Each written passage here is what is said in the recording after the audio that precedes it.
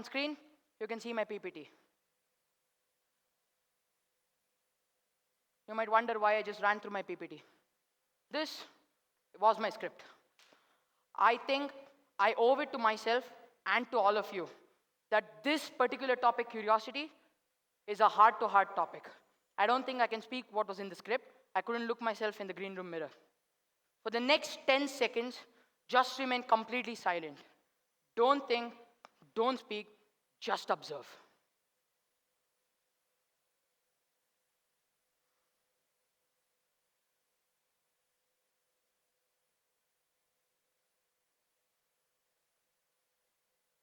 Weird, right? Judging by the look on your faces, extremely confused and very irritated. But something huge happened in just those 10 seconds. Curiosity was born.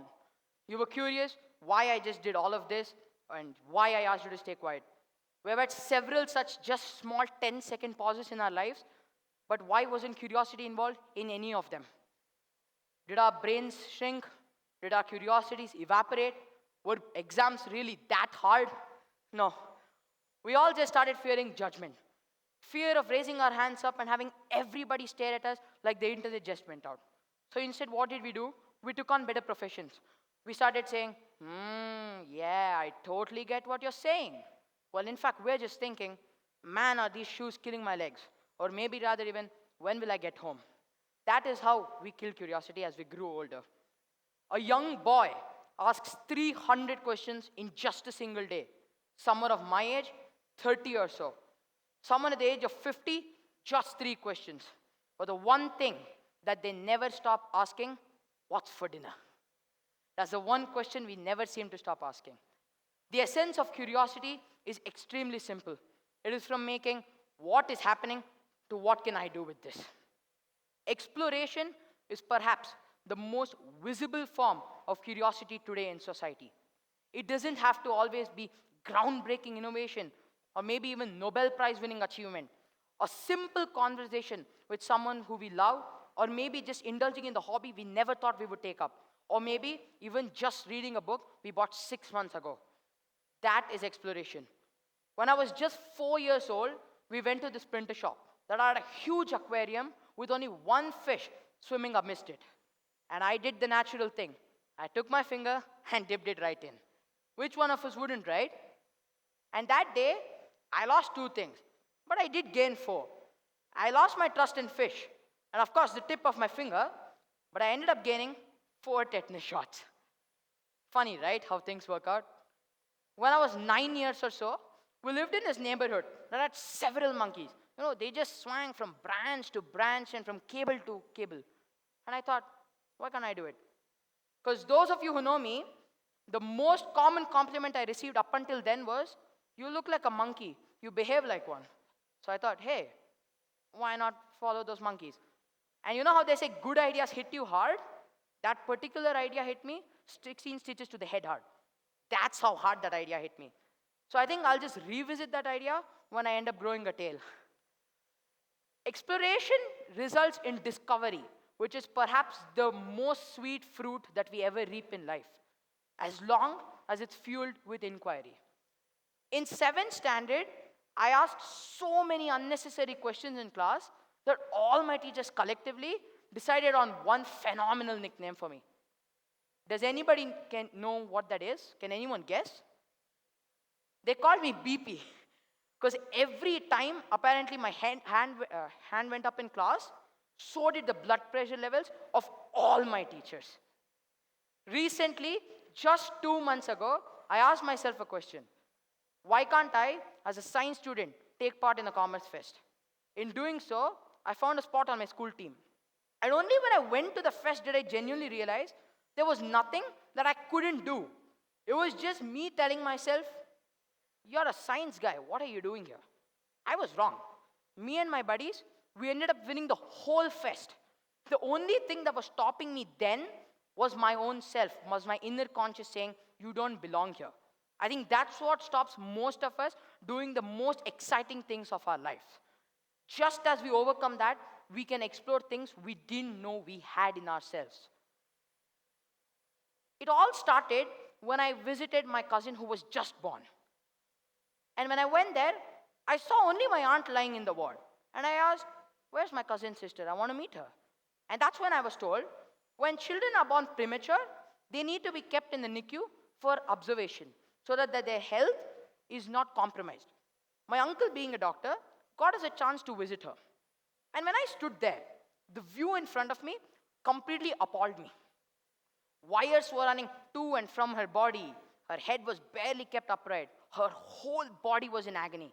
Instead of hearing the cute nicknames that we gave her, one thing she heard was terrifying medical chatter. From that moment till the moment I got home, I had only one thing in my head. How can I help her? How can I help thousands of such children who are born across the world every year who can't go back and stay with their families on the day of their birth? Several Google searches into the midnight, I found all but few convincing answers to keep me going. That is how my life's journey started. No lab, no funding, just myself with one important question and my friend curiosity burning the midnight oil. For the following few months, whenever I ran into a roadblock, I would check my phone. It would be curiosity. There would be the words, what if? These two words had a remarkable effect on my entire life. What if I could navigate through this? What if, because of my efforts that day, several hundred children don't have to suffer the fate that they did then? And that's how it all started. Several months in, I had a prototype that just about worked. And that caught the eye of people who really and genuinely cared. IIM Bangalore invited me so that they could provide me with the required guidance and most of all help me bring it to the market. I remember it till today. It was T-minus 2 minutes for my speech on IIM stage and I'm sitting in the green room. And the one thing that's going through my head is, my PPT, it looked like that very cousin had made it on MS Paint. My speech had several potholes in it. No word connected with the next. The one thing that I genuinely didn't want it to work were my anxiety levels. Guess what? They were through the roof. They were rocketing. And then the same two words that had gotten me till there once again echoed in my ears. What if? I picked it up from the chatter. I went out and I gave my best. Only later did a few professors come and tell me, you were alone in the green room. There was no one near the room in a radius of 5 feet. It was my inner voice saying, what if? What if you can get there? And that's it. That got me to that point. Every time in life when we think we can't do it, we truly can. In those 10 seconds when I asked you all to just remain silent, your brain formed something called as a knowledge gap. There was a tension formed. A dopamine-based system was instantly formed by your brain with only one objective in mind, to find answers. The moment I gave you the answer, your brain released tiny opioid peptides that gave you the ever so satisfying aha feeling. And that is what happens throughout our lives. A study from Harvard recently showed that students such as ourselves ask huge number of questions the moment we feel that we are free to do so. But the moment we think someone is scrutinizing what we're doing, we tend to ask not but one or maybe two questions. Not that we like not knowing, or rather that we feel ignorance is good, but embarrassment just feels a lot more worse. Fear and curiosity can never coexist in our brain. Ever wondered why when you're watching cricket, you remember the exact date Sachin Tendulkar hit that winning six, or maybe MS Dhoni's first century, but the moment we sit in front of long history books, the dates of Satyagraha seem to bounce over our head? It's because we're curious about the game, we love that game. We're not so curious about those dates. Throughout my life, to try to bring curiosity into everything I do, even on this stage, I've practiced but 3 methods that I would like to share with you. The first thing, you already did it, the first method. It's called the 10-second rule. Every 10 seconds, if you just remain silent, your brain speeds up. The default mode network, which is required for curiosity, lights up your hippocampus, and you get ideas instantly. The second is called the flippity-dippity. It's a funny name, but remember one thing.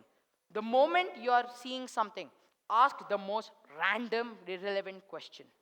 In doing so, your brain's default network goes for a toss. A completely new loop of curiosity is formed that asks questions you never thought you could. You asked one question. Your brain, it just got hungry for 9 more. It doesn't happen because of mathematics, but pure biology. And finally, the third method, something we all love doing. Imagining we're everyone but ourselves. That's why I call it the not me. Every time you're facing a challenge, think, what if that person or maybe that person was in your position? You not only bring a completely new view into the topic, but also some amount of compassion, empathy, and sympathy. A simple question, why, questions the whole thing. But the moment you add not to it and make it why not, you don't just question the subject, you critically analyze and break the whole thing down to its bare bones. Why gets you one answer. Why not gets you 100 more questions that you didn't think of asking. Which is better? Curiosity creates a ripple effect. It is like a social contagion, like laughter. Today, up here, I tell you something about curiosity. Tomorrow, you spread that idea to 10 more people. And that spreads further. This is why schools, universities, and even research labs are hotspots for creativity and innovation.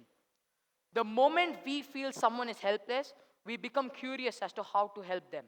And the moment we're curious, we think, how can I help those people? Because it's fueled by compassion. Curiosity isn't something I can just express in simple words.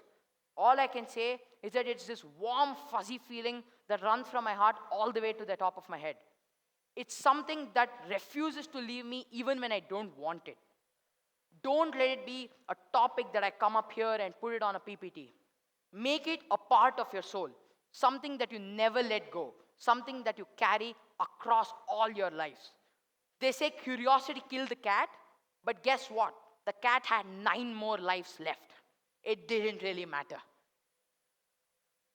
And I would like to ask you but one thing before letting you all go. Are you truly yourselves if you refuse to ask any questions? Thank you and have a great day.